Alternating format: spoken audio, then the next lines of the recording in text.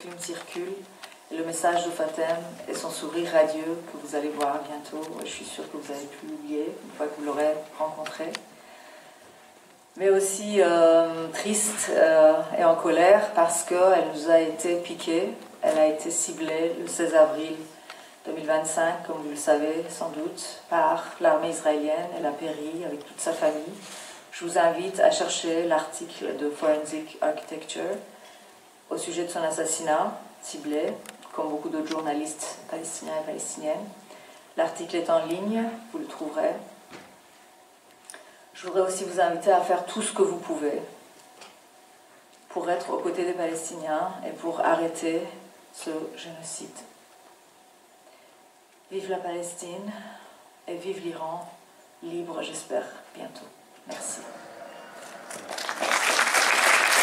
Et puis du propos beaucoup plus large qui sera développé. L'idée de cette table ronde dans la thématique est regard croisé entre journalisme et cinéma, et finalement de voir comment le cinéma et le journalisme s'entremêlent pour interroger le rapport à la vérité, à l'éthique, à la mémoire et à l'actualité.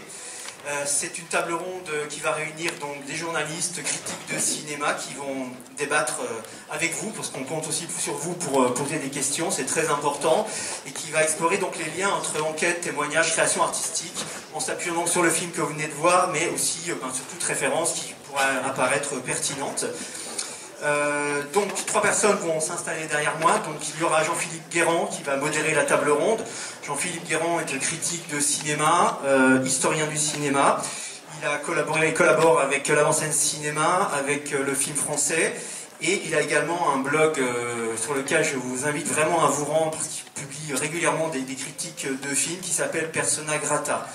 À côté de lui, une journaliste qui s'appelle Leïla Amar, qui travaille pour un média, un journal franco-exilé qui s'appelle Getty News, un journal en ligne, et une journaliste qui s'appelle Julie Kébi, journaliste et également réalisatrice. D'ailleurs, vous pourrez voir son court-métrage qui passe ce soir à Sérémange, en entrée de soirée, à 20h, vers 20h, je ne sais plus exactement l'horaire, je vais vous dire... 20h15, voilà, je vous invite aussi à le voir. Le court-métrage s'appelle Ma raison d'être. Voilà, merci.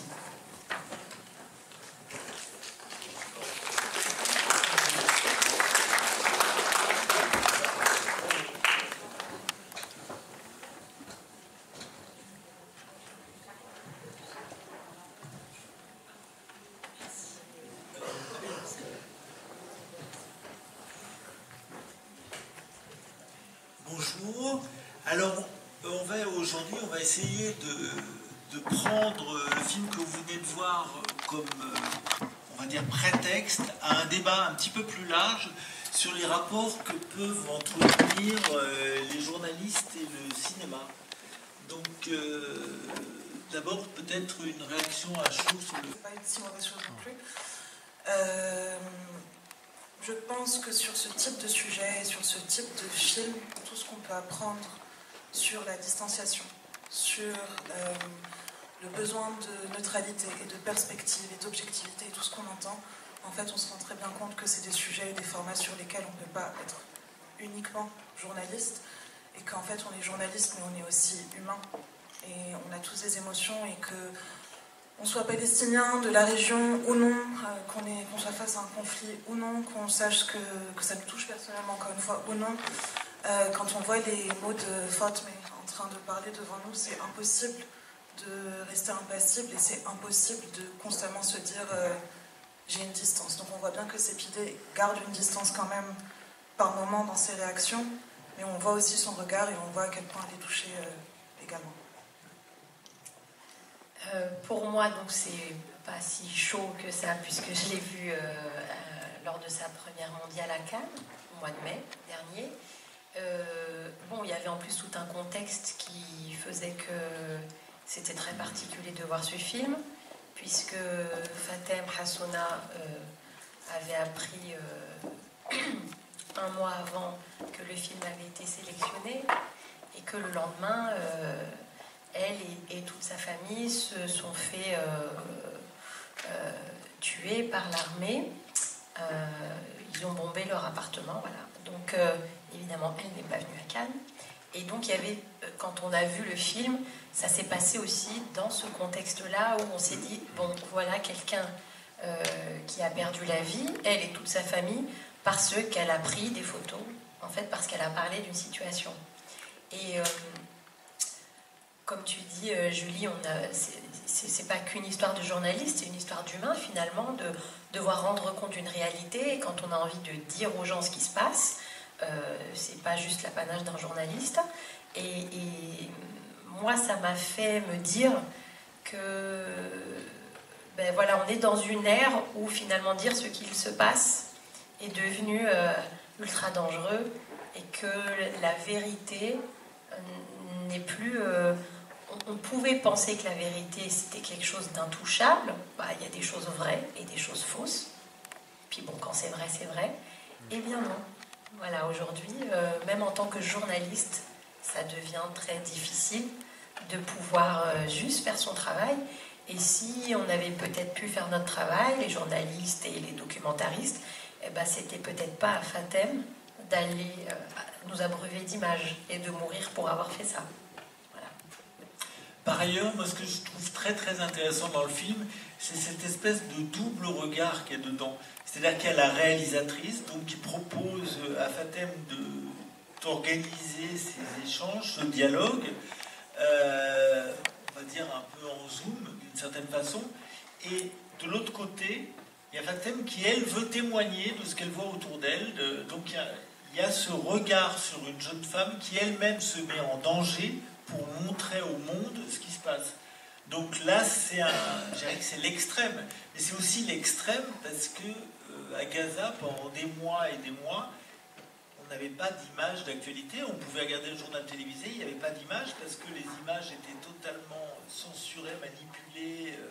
Ils n'étaient pas des véritables images. Là, la nouveauté, et c'est en ça que c'est aussi un film de cinéma et que je trouve que c'est un film important, c'est que c'est des images de l'intérieur qui ont été filmées, je dirais, complètement à chaud et qui ont pu échapper. Et c'est là où la technologie est quand même importante, c'est que le même film, au moment de la guerre du Vietnam, par exemple, il n'aurait pas été possible parce que la technologie n'aurait jamais permis de montrer au monde ce qui pouvait se passer dans un endroit où il était interdit, a priori, de filmer des choses et surtout de les faire sortir. Donc je trouve que c'est la grande force aussi du film. Au-delà, effectivement, de son histoire même, puisque, effectivement, quand Sepideh Farsi a commencé le film, elle n'imaginait jamais que Fatem allait mourir. Et ce qui donne au film un caractère de tragédie qui est absolument incroyable et qui nous dépasse tous. Et pour le coup, ça devient un film très universel. Et c'est pour ça que je trouve que c'est un film qui se prête bien à une discussion sur, effectivement, les rapports de la presse, des photographes, de tous les gens qui sont là pour témoigner, et du cinéma qui, souvent, reconstitue ou refabrique des choses à partir de la vérité. Là, c'est ce qu'on appelle, pour moi, un exemple de cinéma du réel. Et c'est vraiment quelque chose qui n'a pas de prix, quoi. Et c'est à se demander même si c'est vraiment Sepideh Farsi qui l'a réalisé. Parce que du coup, c'est très ambigu. Hein. Ça pourrait être un film de Sepideh Farsi et de Fatem Hassouna. Tout à fait. Oui, co-réalisé. Et il y a en plus alors un atout extraordinaire que d'ailleurs mentionne Sepideh Farsi, c'est le sourire extraordinaire. Moi, je trouve, j'ai vu ce film il y a plusieurs mois, et ça, c'est resté marqué à jamais. C'est un sourire absolument incroyable, y compris dans les moments les plus tragiques, les moments où on sent que le désespoir est vraiment là et qu'elle ne sait plus quoi croire. Et ça, c'est quelque chose de très précieux et qu'on ne peut pas inventer dans la fiction. On aurait pris un personnage de fiction en prenant cette actrice qui sourit beaucoup et tout, on aurait dit non, mais c'est pas crédible, ça va pas, il y a quelque chose qui est contradictoire, c'est même indécent. Et ben là, pas du tout, parce que là, c'est la réalité. Je sais pas ce que vous pensez de tout ça. Du sourire. Non, du sourire et du fait que c'est un élément absolument fondamental, quoi. On en parlait tout à l'heure, en plus tu devais aller voir le film, de justement le sourire et le regard. C'est quand même un film sur la guerre, enfin, sur l'anéantissement total d'un lieu et de sa population. Et pourtant, ce qui ressort, après, je ne sais pas, puisque là, tout le monde se fait son propre avis d'un film, mais c'est vrai que beaucoup de gens sont sortis de là en se disant « Waouh, quel sourire !» On se souvient de... D'ailleurs, c'est l'affiche du film, parce que c'est vraiment ce qui colle. En tout cas, moi, c'est ce qui m'a collé à l'esprit pendant longtemps après avoir vu le film. Et est-ce que finalement, c'est pas un des apprentissages de ces films ou juste de fréquenter des gens qui ont connu la guerre depuis... parce que bon, Gaza, là on connaît ce qui se passe depuis 2 ans, mais l'histoire de Gaza, ça, c'est quand même lié à un déchirement perpétuel. C'est pas comme les autres territoires, des territoires palestiniens. C'est une histoire bien particulière, donc ce sont des gens qui se sont forgés avec ça, avec cet élément de guerre depuis la naissance, depuis très longtemps. Et donc... ressortir de ce film avec le sourire, finalement, on se rend compte que les populations nées et qui ont une identité, qui ont été forgées par la guerre, finalement, on se disait que c'était peut-être, s'il y avait une table de Palestiniens à côté, là, à la cantine, ce serait peut-être la table la plus bruyante en riant et en faisant des blagues. Et comme c'est l'année du Liban, on a fait aussi ce parallèle avec le Liban, qui est... Bon, tu parleras beaucoup mieux du Liban que moi, mais c'est vrai qu'en voyant ce genre de film, on se dit, ah mais c'est vrai, eux, ils vivent la guerre dans leur chair depuis toujours, et pourtant, ils vont de l'avant, ils sourient, ils sont malgré tout heureux, ils font plein de choses hyper positives. Et c'est peut-être ça qui fait que ça forge cette identité de cette manière-là. C'est un bon rappel. Julie ? En fait, ce que j'aime dans ce film, c'est que personne ne se revendique journaliste. Et ça, je pense que c'est important de le rappeler, parce que du coup, c'est certes le thème de la table ronde, mais Fatma ne dit jamais qu'elle est journaliste, elle se revendique photographe, elle dit « je veux documenter ». Et cette idée est vraiment dans une posture de cinéaste, et donc, en tant que réalisatrice, elle peut mettre d'elle-même, elle n'est pas contrainte par les limites du journalisme et de la retenue. En tout cas, pas de la même manière qu'un journaliste. Et c'est ça aussi qui fait que, par exemple, quand on parlait du sourire, là, justement, ce qu'on pourrait prendre limite comme un besoin de garder de la perspective et de la distance de la part de Fatma quand elle s'exprime. En réalité, c'est juste un... Alors là, c'est là où je vais faire un bel anglicisme, mais c'est un coping mechanism. C'est une manière une manière de survivre pour pouvoir continuer à avancer.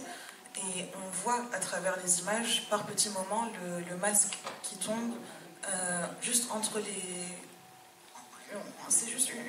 On entrevoit quelque chose et après le sourire reprend le dessus parce qu'en fait, elle ne peut pas lâcher tout simplement.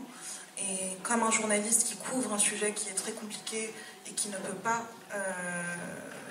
mettre de lui-même dans son travail, en fin de compte, et juste rentrer à la maison et essayer au mieux de décompresser, elle n'a pas ce luxe, en fin de compte.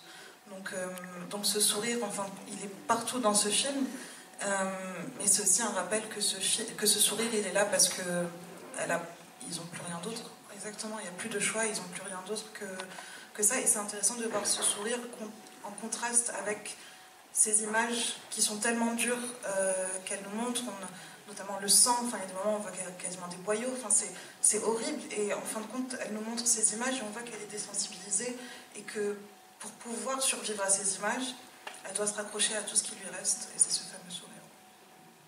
C'est aussi un film sur la résilience et sur la façon de finalement, c'est ce que vous disiez, de vivre avec tellement finalement de douleur, de souffrance, de choses horribles, et d'arriver à être plus fort que tout ça, d'une certaine façon.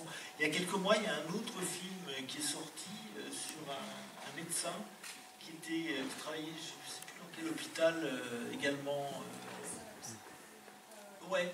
Et c'était pareil, c'était un homme qui était profondément positif alors que ses enfants avaient été tués par les bombardements. Enfin, c'était incroyable. Et c'est des gens... Alors, est-ce que ça veut dire que ces gens, ça leur forge une carapace qui fait qu'ils pourront résister à tout? Ou est-ce que... Moi, la question que je me suis posée, en fait, c'est que ça, on n'a pas vraiment la réponse. C'est que Sépidé a contacté cette jeune femme, mais... Pourquoi cette jeune femme? Et parce qu'elle serait tombée, je suis sûr qu'elle aurait pu tomber sur une jeune femme beaucoup moins souriante et peut-être dans la lamentation, dans la douleur.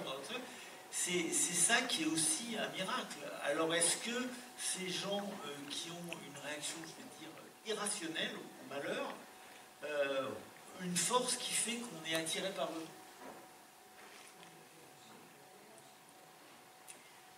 J'ai pas la réponse.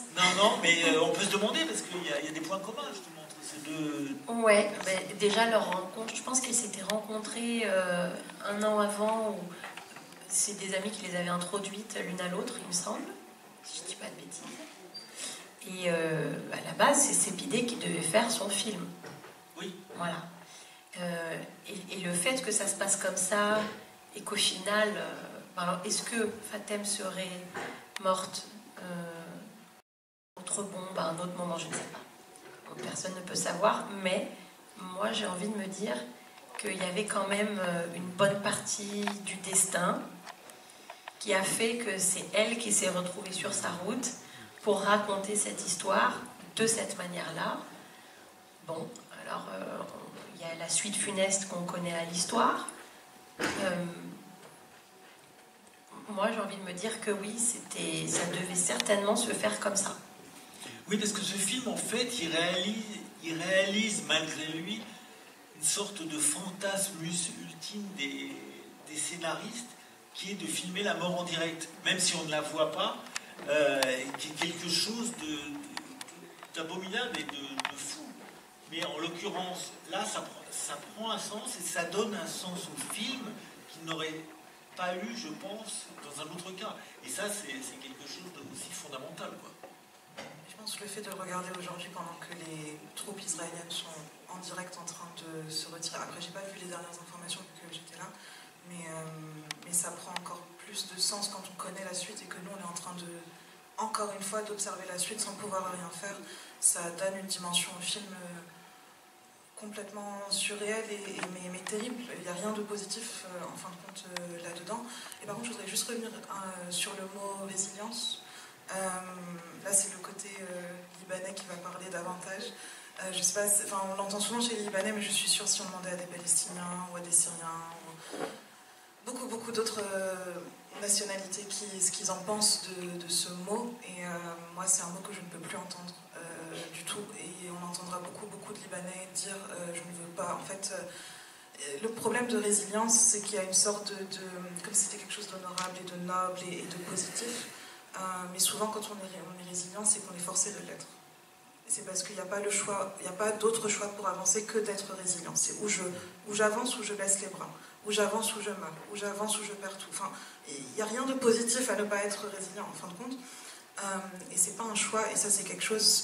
moi j'ai du mal à l'entendre de plus en plus, ce mot-ci. J'ai du mal à entendre le fait qu'on nous dise les Libanais, vous êtes si résilients, c'est incroyable. Et je pense que pour les Palestiniens, et notamment les Gazaouis, il y a un côté où évidemment on ne peut que louer le fait qu'ils continuent de résister, ils sont toujours là et ils continuent d'avancer, mais je suis à peu près sûre qu'en fin de compte, si ça pouvait être autrement, et elle le dit dans le film, en fin de compte, si ça pouvait être autrement, j'aimerais que ça le soit et je le souhaite à personne de vivre ça. Donc ça forge, effectivement, et il y a du bon qui en ressort, mais il faut mettre beaucoup de nuances avec.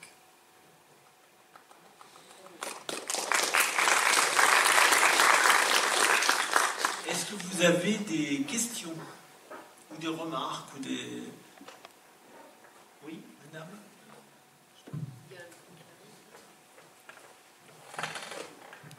Je n'ai pas de questions, j'ai simplement une remarque à faire. J'en aurai des milliers, mais ça serait trop court, je ne veux pas accaparer la parole. Mais je me dis, depuis que l'humanité existe, on refait les mêmes erreurs. On bâtit, on détruit. Et dans ce film, ça ne me console pas, mais ce qui me donne envie de réfléchir, c'est sur cette espérance. Donc l'humanité passe son temps à faire des guerres, à reconstruire. Il y a les gens qui détruisent, ceux qui rebâtissent. Et le sourire de cette femme, ça donne une espérance folle. C'est de la folie. Moi, je n'emploierai pas le mot résilient. Mais je me dis que malgré les erreurs, comment on peut laisser faire? ces massacres, ce soit de n'importe quel pays, n'importe quel côté, le massacre des innocents qui recommence. Moi, je suis émue aussi parce que je pense à 2 amis artistes à qui on a brûlé les pieds, qui est connue d'ailleurs, mais je me tairai son nom par pudeur, et celle qui a été égorgée, voilà, parce qu'elles ont dénoncé les massacres dans leur pays, l'Afghanistan, l'Algérie, voilà. Donc, dans ce film, je rends hommage à ces 2 femmes aussi. Et merci de parler de résilience. Il n'y a pas de résilience dans ces cas-là. Voilà, je m'arrêterai là. Merci.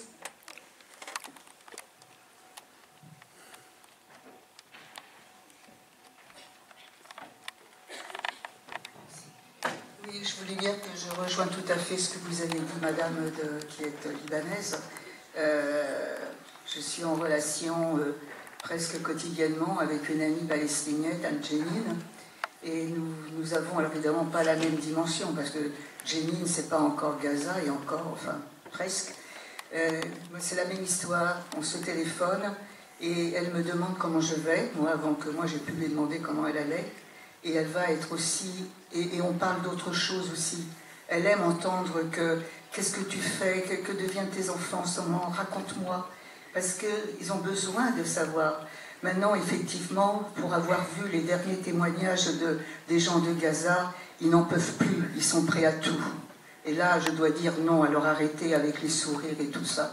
Je crois que la situation, alors peut-être, bon, effectivement, ça va, peut-être un changement, et encore, on ne sait pas du tout sur quoi ça va déboucher, mais la situation actuellement, les gens n'en peuvent plus. Merci. Je pense que c'est important justement merci madame pour votre intervention. C'est ce que Leila disait au tout début de la table ronde, c'est qu'il y a quand même un contexte dans lequel ce film sort, et c'est 2024. Et maintenant on est en octobre 2025, et je ne sais pas si ce sourire on ne saura jamais, effectivement, mais ce sourire, est-ce qu'il se serait effacé à terme? On ne le sait pas. Et surtout, là, on le regarde tous ensemble aujourd'hui dans un contexte... Enfin, même notre ressenti d'aujourd'hui n'aurait pas été le même il y a encore 1 an et demi. Il y a tellement de choses qui ne s'étaient pas encore déroulées. Enfin, là, tout ce qu'on voit, le plan Trump, le cessez-le-feu qui est en cours, mais on ne sait pas s'il va tenir, on n'est qu'à la première phase, mais on ne sait pas si on arrivera à une phase 2 dans tous les cas, etc., etc. On arrive en regardant ce film avec ce contexte en tête, et c'est important aussi, pour ce film aussi, de savoir qu'on a des données nouvelles depuis, pour mieux peut-être l'absorber. Mais puisque le contexte est tout nouveau depuis hier,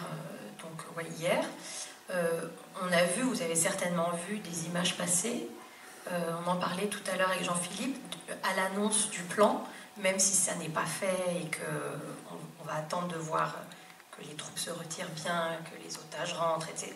On verra si cette phase 1 existe vraiment, mais à cette annonce, il y avait des gens en liesse à Gaza, et on s'est dit, mais tu te rends compte, ils ont perdu leur famille dans des conditions atroces, et on les voit hurler de joie, ce qui est certainement normal, on te dit que ça va s'arrêter, et ça replace la question de c'est quoi ton rapport à la vie, parce que eux, malgré l'horreur qu'ils vivent tous les jours depuis des années, ils réussissent encore à sourire, à être heureux, à profondément se réjouir, juste de pouvoir se dire qu'ils ne vont pas mourir.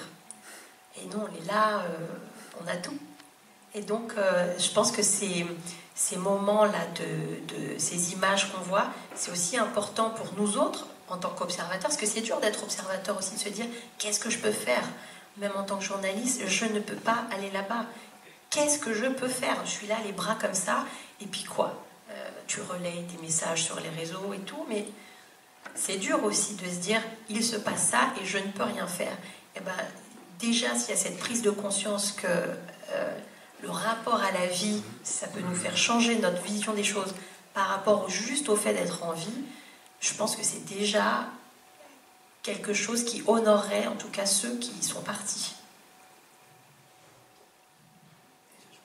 Juste, ça nous rappelle aussi que la guerre ne les définit pas. Et je pense que ce que, madame, quand vous dites, vous parlez à votre amie de Génine, par exemple, et qui veut parler d'autre chose, parce qu'elle veut juste tout simplement respirer, juste parce qu'il y a encore de la vie ailleurs, c'est parce qu'en fait, nous, on ne les voit qu'à travers un seul prisme, parce que forcément, quand on est à l'extérieur, on ne voit que ça, on voit que les informations, et on voit que le pire, mais ça a du sens, parce que c'est ce qui est le plus important à raconter maintenant, à l'instant T, quand on est à l'extérieur.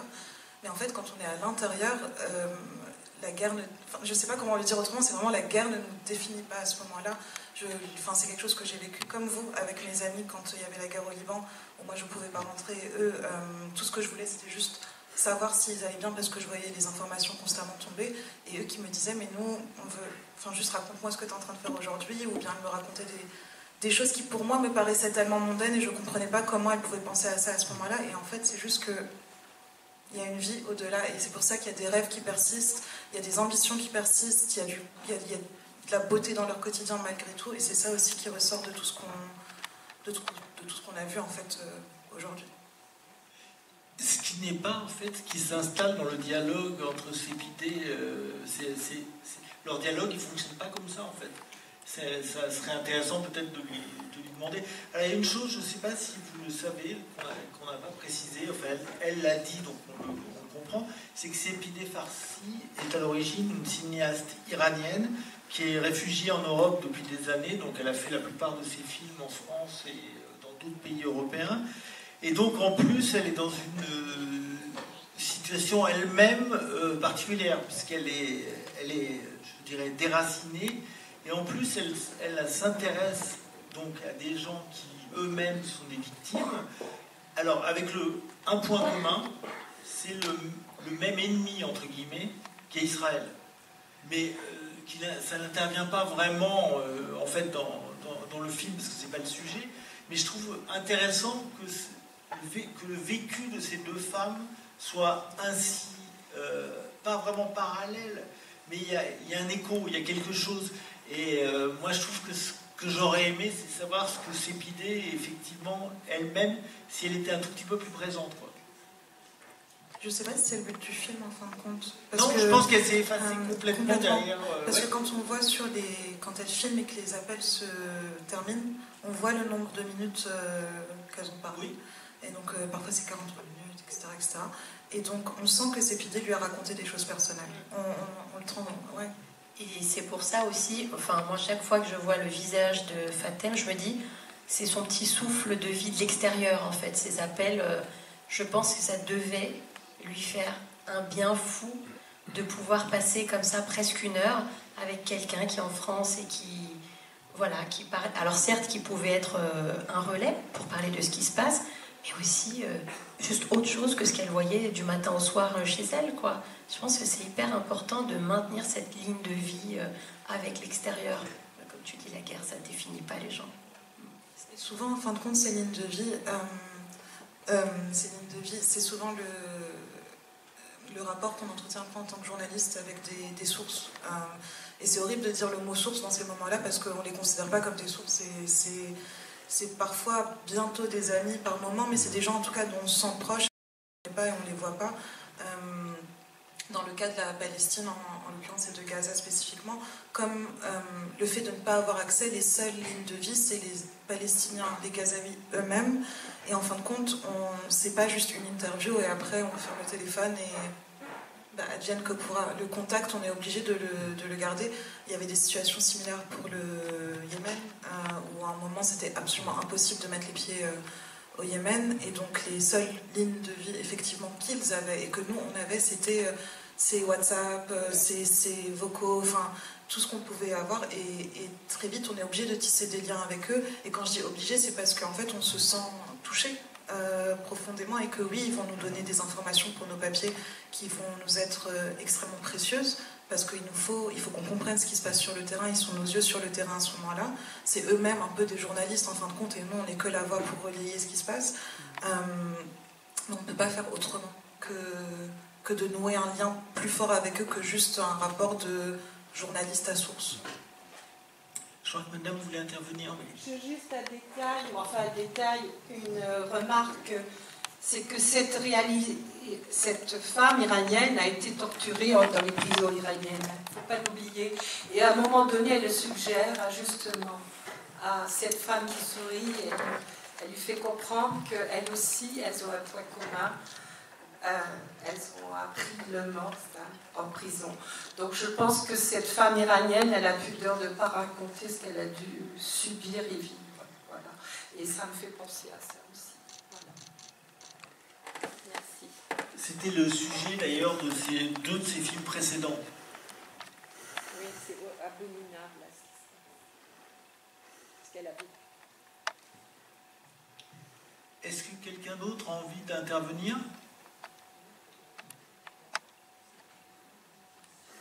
Je voulais intervenir sur ce qu'a dit la dame, Jean-Philippe. Oui. Tout à l'heure, vous disiez comment est-ce qu'on peut ne pas apprendre de l'histoire, puisque, a priori, en 2025, on a quand même pléthore d'archives sur un nombre de guerres incalculables, et pourtant, on se retrouve encore dans une situation pareille, et pas qu'à Gaza. C'est le bazar partout, on dirait. Et on se pose la question, mais... avant, on pouvait dire on ne savait pas, ou ça prenait du temps avant d'avoir les vraies informations, avant de sentir l'ampleur de ce que c'était. Aujourd'hui, on le sait quasiment à l'instant T, puisqu'avec les réseaux sociaux, on se lève le matin, on se couche le soir, il y a des images de partout. Et en tant que journaliste, je ne sais pas ce que ça te fait toi, mais parfois... on arrive à un moment où on se dit à quoi bon, je le dis, je l'écris, je montre, je donne des preuves. Oui, parfois on me dit que je mens, ça, voilà, on parle du rapport à la vérité qu'on évoquait tout à l'heure, mais j'en suis venue à la conclusion que c'était quand même important de faire ce travail, parce qu'on ne peut pas ne pas le faire. Mais à côté de ça, il y a aussi la force du cyclique de l'histoire. Et j'ai le sentiment que la vie, comme ça, c'est toujours des cycles plus ou moins longs, et qu'on finit toujours par arriver au moment du cycle où ça doit revenir, et on doit le traverser, non sans rien faire, mais que ça va être des passages obligés de l'histoire, même peut-être que là ça va s'arrêter et on va reprendre, je sais pas, 30-40 ans, ce sera génial, et que dans 70 ans encore, ou dans 100 ans, ça sera la même chose. Mais dans ces cas-là, nous, notre travail en tant que cinéaste ou en tant que journaliste, à quoi sert-il ? À rendre compte de notre évolution en tant qu'être humain. Parce que je pense qu'on est créatif aussi dans l'évolution de ces cycles, on ne fait pas les choses pareilles. Donc voilà, c'était juste pour rebondir, parce que je me suis posé la même question que vous, en me disant pourquoi quoi. Oui, mais c'est vrai que, alors déjà, c'est vrai qu'on n'apprend pas du passé, visiblement, donc ça sert à rien. Le comble, cela dit, il y a quand même, en Afghanistan, par exemple, cette semaine, c'est passé complètement inaperçu, mais ils ont coupé complètement Internet. C'est-à-dire que là, pour le coup, ils sont vraiment coupés du monde. Donc là, il peut se passer les pires abominations, on n'en saura rien.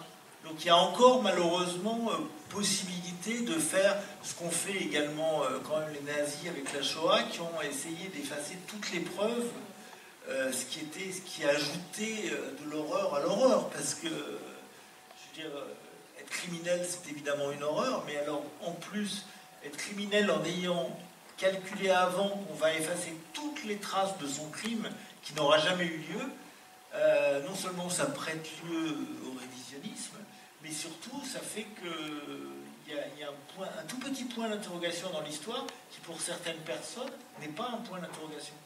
Et ça, c'est très dangereux. Et c'est là où les journalistes doivent être aussi une sorte de rempart, même si c'est bien prétentieux et bien ambitieux.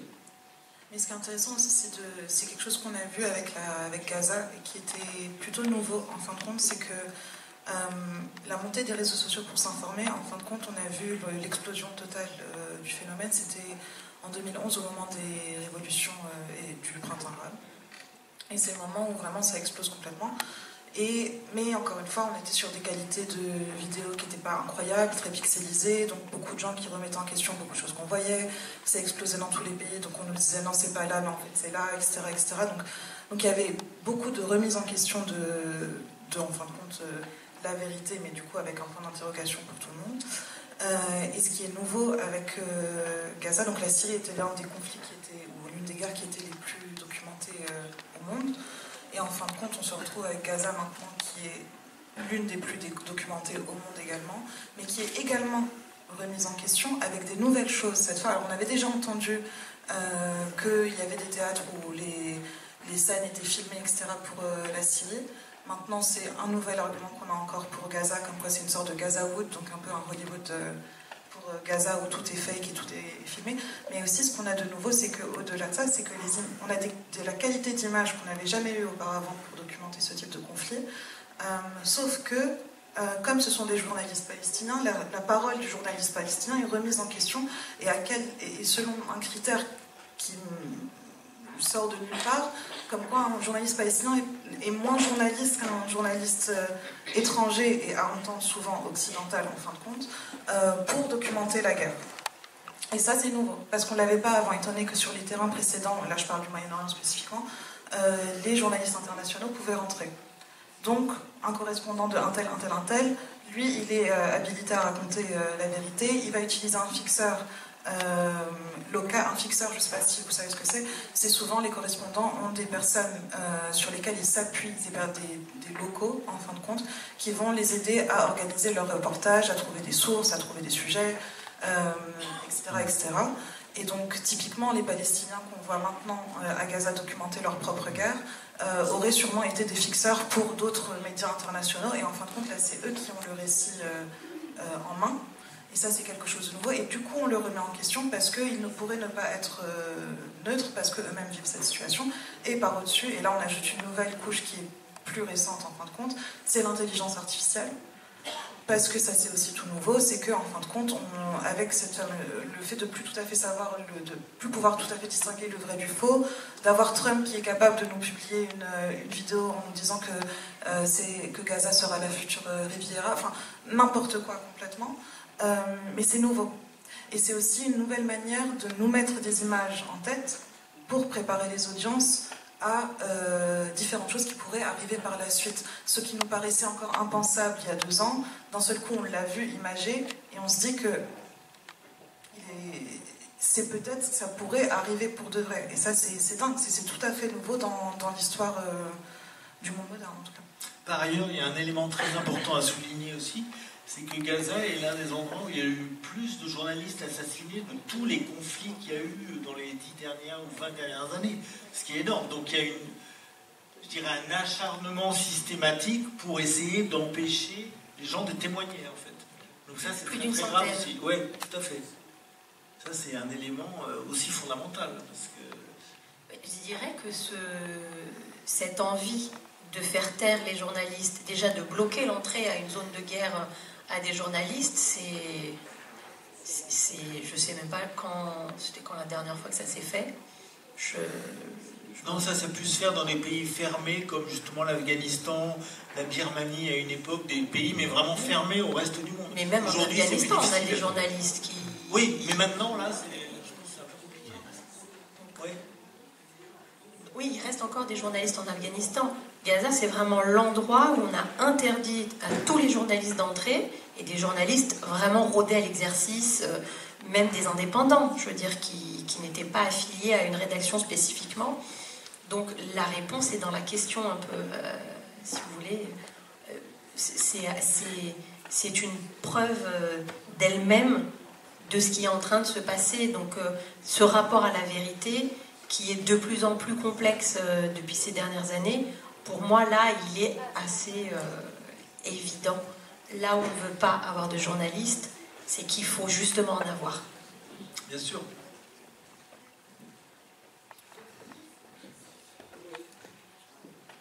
Des réactions, des questions? Oui? Le micro arrive, je crois. Nous avons un film au programme de Tarzan et Arabe Nasser. On se pose Time in Gaza. C'est un film de fiction. Et les frères Nasser revendiquent le droit à l'imagination, revendiquent le droit de faire du cinéma, de la fiction. Et certes, ils ont été critiqués par un certain nombre de médias à Cannes. Le film a été proposé à Cannes. Et ils ont été critiqués pour avoir présenté, à l'heure actuelle, dans la situation extrêmement grave de Gaza, de présenter ce film. Ma question est de savoir si des cinéastes sont autorisés à faire de la fiction dans une situation comme celle qu'on connaît à Gaza. Donc ils ne sont pas journalistes, ils ne sont pas documentaristes, ils revendiquent le droit à la fiction. Moi j'ai trouvé fantastique qu'ils puissent faire ce film sur Gaza. En plus ils sont de là-bas. J'ai trouvé fantastique qu'on puisse parler d'une situation de guerre avec un prisme aussi différent. Parce que comme ce que disait Julie, la guerre ne définit pas les gens qui la vivent. Et ben on peut être né et on peut vivre dans un pays déchiré par la guerre et pourtant être cinéphile, avoir envie de raconter des histoires, être drôle, parce que Once Upon a Time in Gaza, ça parle de la situation, mais c'est pas le sujet principal du film. Ça parle d'amitié, ça parle de s'en sortir, un peu de contrebande, ça parle aussi de ce qu'on veut nous faire dire. Donc à quel moment on reste, nous, avec notre propre vision des choses, qu'on puisse garder son libre arbitre, quand tout voudrait... parce que dans Once Upon a Time in Gaza, on comprend qu'on veut faire dire des choses au protagoniste. Et lui, il reste sur sa ligne.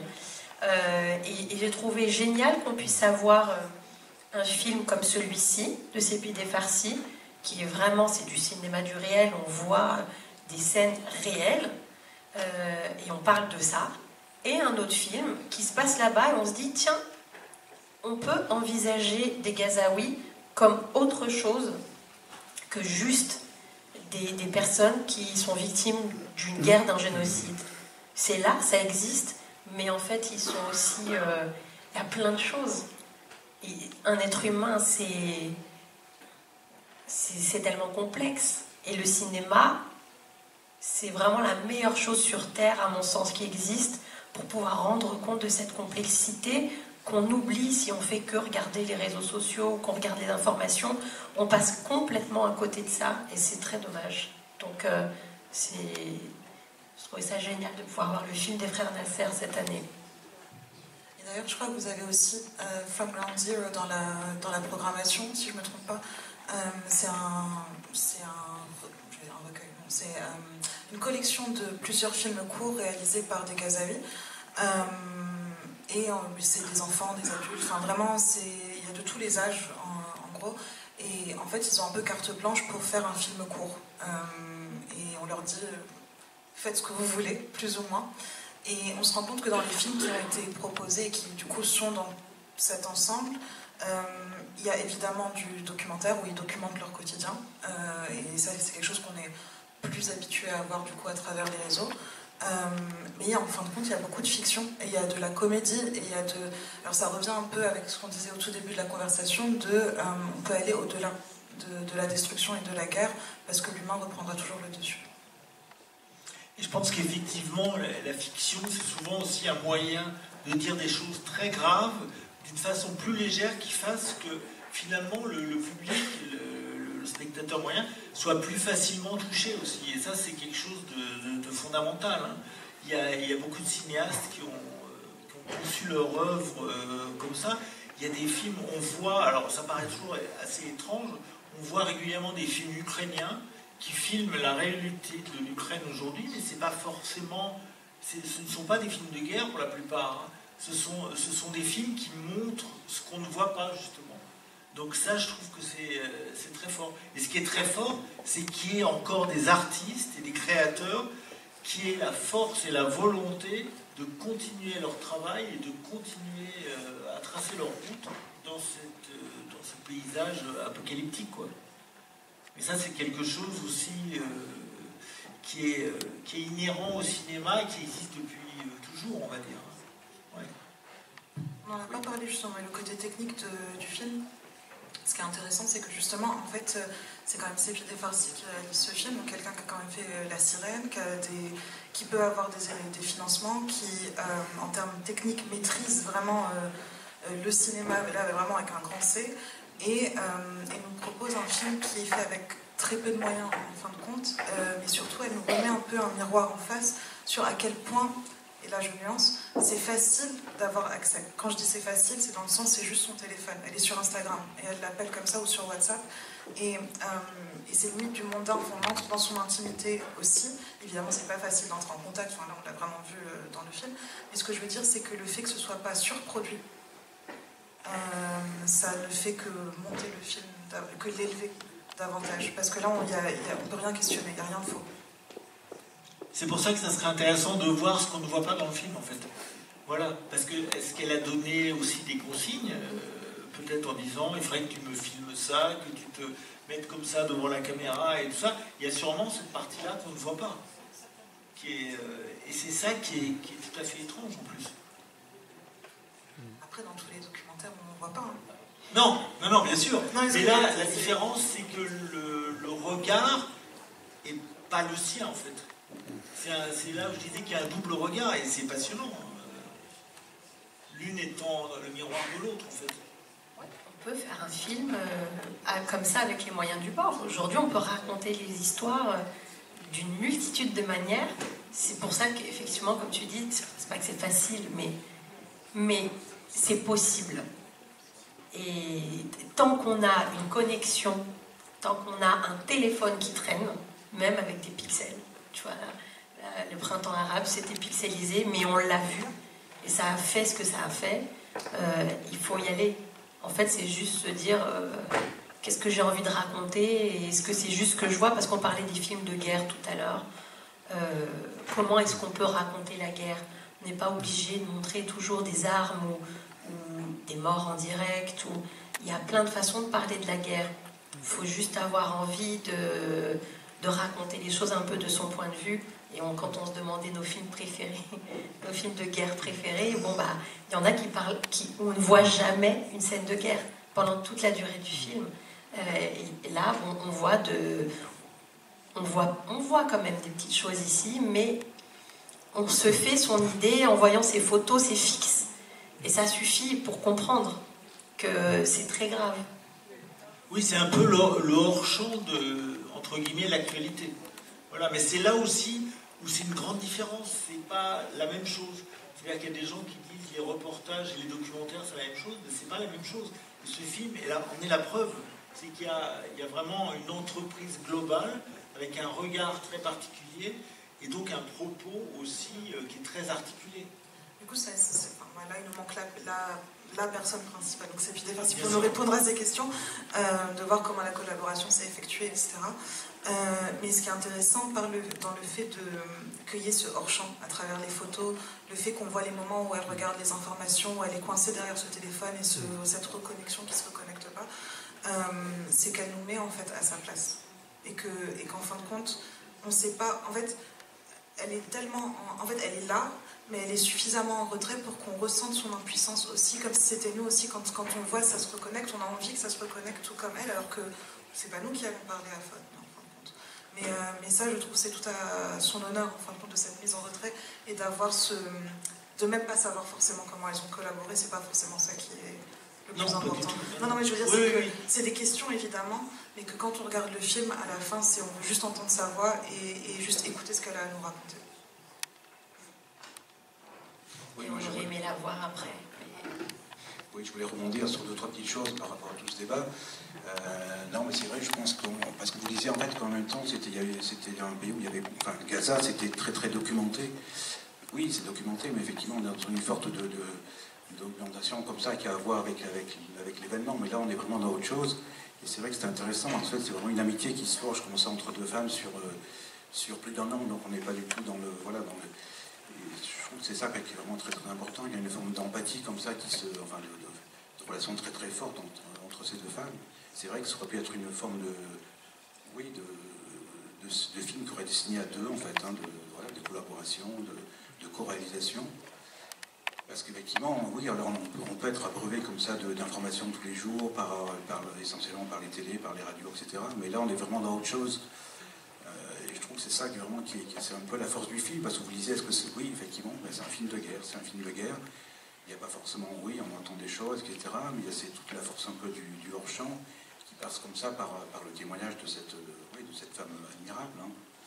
Et moi, tout ce que le plus que j'ai appris que j'ai pu apprendre sur Gaza, c'est effectivement alors c'est pas par des journalistes, par des gens qui ont été à Gaza, des médecins comme ça, des médecins français qui sont partis comme ça quelques mois et qui venaient ensuite documenter, qui venaient témoigner, qui avaient pris des photos, qui avaient pris des films, et qui venaient raconter en France. En tout cas, moi, j'ai eu pas mal de contacts comme ça avec des médecins ou d'autres, hein, de ce qu'ils avaient vécu, de ce qu'ils avaient vécu pendant leur mission de quelques mois. Et ça, c'était vraiment d'abord très important. Puis c'était vraiment des témoignages comme ça au long cours. Et je pense que c'est ça qui manque un peu dans cette espèce de maelstrom d'information, c'est de prendre le temps, comme on a fait là pendant 2 heures, de se poser, et puis d'avoir effectivement une sorte de travail sur un témoignage au long cours qui dure plus d'1 an, là en fait en l'occurrence. Et le fait qu'il n'y ait effectivement aucun journaliste qui puisse entrer à Gaza, c'est vraiment, moi j'y réfléchissais, hein, mais je me demande si c'est pas effectivement, s'il y a eu des précédents, en tout cas ça interroge énormément sur la nature du régime israélien en tout cas. On parle de ce flux continu d'informations, justement. On se dit, nous, qu'est-ce qu'on peut faire en tant que citoyen qui a la possibilité d'agir? Qu'est-ce qu'on peut faire? Et on n'a jamais reçu autant d'images directement sur nos appareils personnels à la maison. C'est même pas sur la télé, c'est dans notre téléphone, qui est dans notre poche tout le temps, dans notre sac. Et si on veut, à chaque fois qu'on va le sortir de notre poche, on va tomber sur une image de Gaza potentiellement, ou d'Ukraine, ou d'autres choses. Mais il y a aussi, avec la question qui se pose, moi, la question que je me pose beaucoup, c'est notre rapport à l'image et notre rapport à l'information. Une fois qu'on a cette information et qu'on voit cette image, qu'est-ce qu'on va faire ? Dans la façon dont on consomme l'information, c'est maintenant beaucoup via les réseaux sociaux. On peut encore être abonné à un journal papier, mais c'est de plus en plus rare. Mais c'est rare qu'on prenne le temps de s'asseoir pour lire les nouvelles le matin et faire ça le soir. C'est comme ça qu'on le faisait avant, on ne le fait plus du tout comme ça. On a un flux continu d'informations. Mais du coup, quand on va tomber sur quelque chose, une image, une vidéo qui provient de Gaza en l'occurrence, dans notre fil d'actualité, il va aussi avoir, juste en dessous, autre chose que notre algorithme sait qu'on consomme. Peut-être que ça va être des pâtisseries, peut-être que ça va être, je sais pas moi, des vêtements qu'on aime bien, et peut-être que ça va être un truc sur un concert à voir le week-end. Enfin, je ne sais pas à quoi ressemble votre fil d'actualité, mais ça va vous ressembler en tout cas. Et je me dis, mais en fait, cette information qu'on a vue passer, cette image qu'on a vue, combien de temps est-ce qu'elle va me rester dans la tête? Et finalement, qu'est-ce que je vais en faire? Et quel est l'impact qu'elle va avoir sur moi? Donc là, désolée, j'ai posé une question. Mais moi, c'est vraiment c'est devenu de plus en plus important pour moi de me dire qu'est-ce qu'on fait de toutes ces images fournies et partagées avec le monde. Quel est l'impact que ça va avoir? Évidemment, il y a eu beaucoup de manifestations et c'est génial que ça ait pu interpeller l'opinion publique comme ça, mais dans la psyché collective, quel est le poids finalement des informations qu'on partage et des images? Est-ce qu'on n'est pas devenu un petit peu immunisé à ça? Je pense qu'à un moment donné, effectivement, la surabondance fait qu'on n'arrive plus à faire le tri. Surtout, on n'arrive plus à hiérarchiser. Effectivement, si on a un nombre incalculable d'informations sur un même sujet, en ce moment, depuis quelques jours, on ne parle plus du tout d'Ukraine, par exemple. Il y a une espèce de hiérarchisation de l'information qui est dangereuse. Parce que finalement, il suffit qu'on cherche un Premier ministre et on ne parle plus de l'Ukraine, voire de Gaza. Alors on en parle parce qu'il y a quelque chose de très concret. Mais sinon, et on peut s'interroger, effectivement, c'est inquiétant quand même. Sur la hiérarchisation de l'information, là pour le coup, c'est le système qui est à remettre en question complètement. Et quand je dis le système, c'est du côté journalistique. ou quand on a une page de journal à remplir, c'est quand on parle du média traditionnel, mais quand il y a une page de journal à remplir, il y a un nombre de caractères limités, et donc on va directement prioriser, etc. Et aussi, il y a une sorte d'arbitraire de qu'est-ce qu'on décide de mettre en avant pour le lendemain, et qu'est-ce qu'on enlève, etc., etc. Et ça, c'est le système en lui-même qui pose problème, en fin de compte. En revanche, sur les réseaux sociaux, c'est que c'est tellement facile de détourner le regard. Et je me faisais cette remarque en regardant le film, quand ça prend du temps à reconnecter. Il y a un peu sur les réseaux, peut-être qu'on aurait juste, on serait passé, parce qu'on est tout le temps dans la rapidité, l'immédiat, etc. Et c'est tellement facile. Et c'est très bien ça qu'elle le laisse. Qu'elle le laisse, et surtout, c'est comme ces 2 heures de film, on est vraiment face au film et on ne peut pas détourner le regard. On vit tout avec elle. Alors qu'en fin de compte, le poids des réseaux, ça a complètement changé notre... Mais ça, enfin, je veux dire, on le sait tous, il n'y a rien de révolutionnaire dans ce qu'on est en train de dire, mais c'est que vraiment, ça a changé notre rapport à l'instant T, à l'information, à l'image, et surtout ces 2 ans de travail pour nous désensibiliser de ça. Quand le 7 octobre est arrivé, alors je ne sais pas pour vos feeds, mais vraiment, moi, il n'y avait que ça, et je ne pouvais pas détourner le regard, c'était impossible. Sauf que le temps passe, avance, le feed change petit à petit, mais aussi on n'est pas capable, enfin, humainement, on ne peut pas regarder que ces images à longueur de journée. Normalement, quand on est journaliste, on regarde, enfin, sur les fils AFP, les fils des agences qu'on reçoit en rédaction, on reçoit l'entièreté des photos de conflits, de guerres, etc. Et les photos qui sont ensuite mises en avant pour le lecteur sont des photos qui ont été choisies. Donc en général, on évite de mettre quelque chose qui est trop violent ou trop sanglant. Enfin, il y a une certaine sensibilité à garder, mais nous, on voit tout de l'autre côté. Et ça, c'est notre responsabilité. Il y a aussi des choix qui ont été faits dans la profession. Et après, les conséquences psychologiques, c'est à nous de les gérer, et c'est pas au lecteur. Et là, la différence, c'est qu'avec les réseaux, il y a tout qui est accessible, et par-dessus, on rajoute la couche de cette... j'ai pas le mot, la dissonance totale entre la pâtisserie versus le génocide. Et c'est fou. Enfin, ça, c'est encore une fois, il y a 2 ans, c'était inimaginable, vraiment. Donc c'est un vrai travail aussi réalisé par les lobbies pro-israéliens qui sont à plusieurs échelles ou à plusieurs niveaux des applications qu'on utilise, etc. Et donc tout ça, on le sait. Est-ce que vous avez envie de réagir? Non? Des questions? Non plus? Bon. Moi, je me suis posé une question en voyant le film.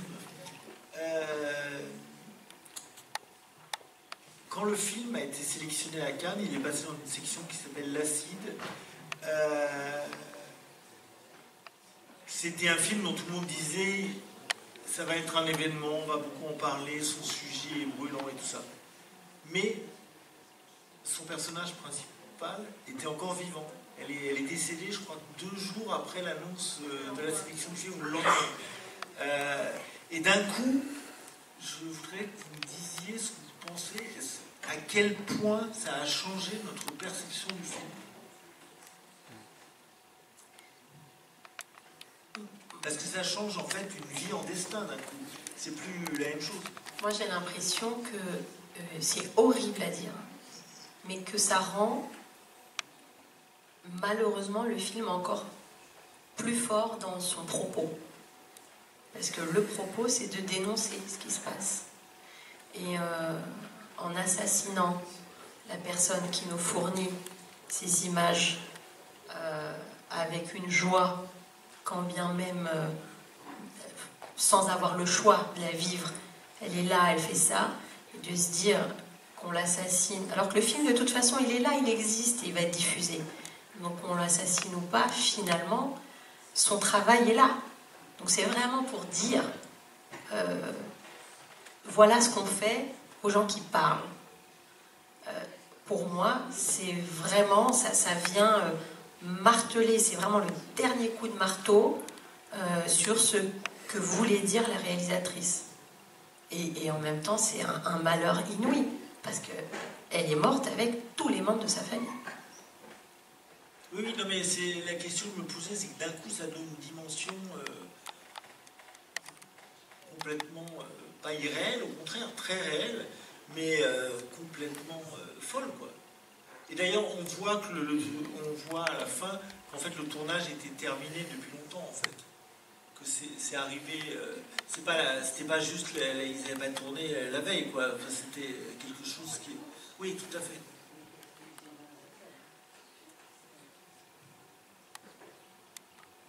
Je sais pas, j'ai pas dans le sens où évidemment ça change notre perception, mais on saura jamais quelle aurait été notre perception si elle avait été encore vivante. Donc c'est dur de répondre à ça, et j'ai dû... Enfin, on peut parler du film en tant que film, mais c'est dur de le prendre juste, comment dire, tout seul, sans avoir cette dimension humaine, de se dire on a aimé qu'elle reste en vie, etc., oui. etc. Donc je sais pas. En revanche, ce qui est sûr, c'est que si elle avait été en vie, ou que ce soit maintenant, alors qu'elle est décédée, assassinée, c'est que c'est un bout d'archive d'histoire. Et c'est aussi ça, toutes les vidéos qu'on voit sur les réseaux, et qu'est-ce qu'on en fera. C'est un travail d'archive qui peut-être, là maintenant on ne se rend pas compte, mais dans 50 ans, dans, je sais pas, peut-être plus, en fait tout ça, ça va nous servir pour... un jour il y aura justice. Enfin, moi je refuse de croire qu'il n'y aura pas justice, et on aura les preuves, et on aura des témoignages comme celui de Fatemeh, on aura des témoignages comme ceux de toutes les personnes qu'on a vues sur les réseaux, et des personnes qui ont pu sortir, mais aussi des personnes qui sont décédées, et il y a une raison pour tout ça. Enfin, au bout d'un moment, on comprendra pourquoi est-ce qu'on a toutes ces images, et pour avoir justice pour les Kazakhs. Est-ce que vous avez un mot de conclusion, c'est un peu réducteur, mais est-ce que justement dans ce débat sur la façon dont les choses évoluent, parce qu'on est aussi dans une évolution technologique phénoménale, vous parliez d'intelligence artificielle, ce qui est très très grave dans l'intelligence artificielle, effectivement, c'est que ça peut complètement changer notre vision de la vérité en faisant qu'il n'y a plus de vérité. Et ça, c'est plus qu'un rempart. Enfin, là, on casse une digue, c'est terrible. En tant que journaliste, moi en tout cas personnellement, c'est un combat quasi quotidien dans les écoles, mais pas que dans les écoles, même auprès de publics adultes. J'ai l'impression que ce qui est très important aujourd'hui, c'est de prendre, autant que faire se peut, le temps, quand on est face à une image ou à une information, juste de se dire, attends, l'esprit critique, ça se développe, mais il y a une petite voix en nous qui peut se dire, attends, qui dit ça? Qui parle? Dans quel contexte je suis? Parce qu'aujourd'hui, c'est tellement bien fait que moi, je reçois tous les jours des messages de membres de ma famille qui m'envoient des vidéos.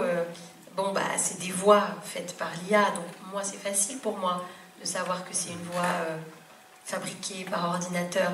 Mais pour ma mère, pour mes tantes, elles ne savent pas trop. Donc, c'est aussi de prendre le temps de dire aux gens autour de nous, faites attention quand vous recevez ça, vous entendez que c'est une voix un peu robot. Juste regardez si ça correspond à ce que les lèvres disent, mouvement des lèvres, des choses comme ça, parce que ça va extrêmement vite. C'est de mieux en mieux fait. Et si on vit dans un monde, et on est en train de vivre dans un monde, de s'installer dans un monde où le paradigme autour de la vérité, complètement, ça n'a rien à voir avec ce qu'on a pu connaître. Pour moi, ça, c'est le plus grand danger qu'on encourt tous en tant que collectif. Si on ne sait plus ce qui est vrai, ce qui est faux, ça va être dramatique pour les décisions qu'on va prendre en tant que société. J'ai même pas envie de voir ce que ça va donner. Mais du coup, je sais qu'on a, nous, un pouvoir en tant que personne, être humain. Il nous reste l'intuition, quand même, qui n'est pas fabriquée, qui n'est pas touchable par un ordinateur. Notre intuition, elle est là. Moi, je ne peux qu'exhorter tout le monde à s'en servir, à l'aiguiser le plus possible. Parce que pour nous, en tant que journalistes, On ne va pas rentrer dans ce débat tout de suite, mais ça devient de plus en plus difficile d'écrire, de dire les choses. C'est pour ça qu'il y en a beaucoup qui deviennent indépendants. Vivre du journalisme indépendant, c'est extrêmement difficile. Il faut payer le loyer, il faut remplir le frigo. Ça devient très dur. Donc on essaye, mais il faut aussi qu'il y ait une prise de conscience collective sur ce qui est en train de se passer. C'est pas juste les réseaux sociaux, c'est drôle. C'est vraiment énormément de choses éminemment importantes pour notre société en général, au global, qui passent à la trappe parce qu'on n'est plus là pour en rendre compte. En tout cas, on ne veut pas trop qu'on soit là pour en rendre compte. Donc voilà, moi, si ce genre de film, quand il y a des cinéastes qui prennent le temps et le risque de le faire, bon, moi, ça me met en joie, mais il faut aller voir ces films. Julie ? Elle a tout dit sur l'intelligence artificielle. Je vais pas partir là-dessus. Juste pour... moi, je vais juste le lier au film et à l'actualité, en fin de compte. C'est de suivre au plus près, vraiment ce qui se passe ces prochains jours, parce que vraiment, certes, il y a un plan qui vient d'être ratifié ce matin par... Ah pardon, désolé. Il y a un plan qui vient d'être ratifié ce matin par la Knesset, le Parlement israélien, donc pour le plan de paix. Mais il y a encore... c'est une étape qui, en fin de compte, il y a encore beaucoup d'étapes derrière. Et ces prochains jours vont être extrêmement décisifs sur qu'est-ce qui se passe par la suite. Et donc vraiment, c'est pas fini. Et que on a le cessez-le-feu qu'ils n'avaient pas dans ce film, mais qu'en fin de compte... déjà dimanche, on verra ce qui se passera en Égypte et après, on verra pour la suite. Je crois qu'il y a une question là-haut. C'est pas une question, c'est plus une réflexion, un message. Justement, cet accès à l'information, ça donne, je trouve, à chacun une responsabilité. On a envie d'aider les peuples dans le besoin, que ce soit Gaza, l'Ukraine ou encore d'autres pays qu'on parle très peu, malheureusement. Et je pense que chacun veut pouvoir aider ces pays, ces populations qui sont vraiment qui vivent quelque chose vraiment de terrible. Et nous, on se sent plutôt assez bien de notre vie. C'est vrai, on aimerait pouvoir leur faire profiter de ces moments. Et je pense que la réalisatrice, son moyen à elle d'aider, c'est d'avoir réalisé ce documentaire qui est franchement magnifique, même si ça ne serait pas le bon mot pour expliquer la situation. Mais pour toutes les personnes qui se demanderaient ce qu'ils veulent faire pour aider, des personnes manifestent, des personnes réalisent des films, des personnes écrivent des livres. Et je pense que le plus beau message de ce documentaire, c'est de témoigner et en même temps de pouvoir aider sans être avec les personnes qui souffrent. Donc, personnellement, que ça soit pour des populations ou même des inégalités dans la société, mon moyen d'aider, ça sera de réaliser des films et j'y crois plus que tout, même si c'est quelque chose de très dur. Et pour toutes les personnes qui se demanderaient comment aider, écoutez, c'est très simple, déjà se poser la question, c'est trouver une réponse. Bravo. Bon, mais je crois qu'il nous reste à vous remercier pour ce débat et ces échanges.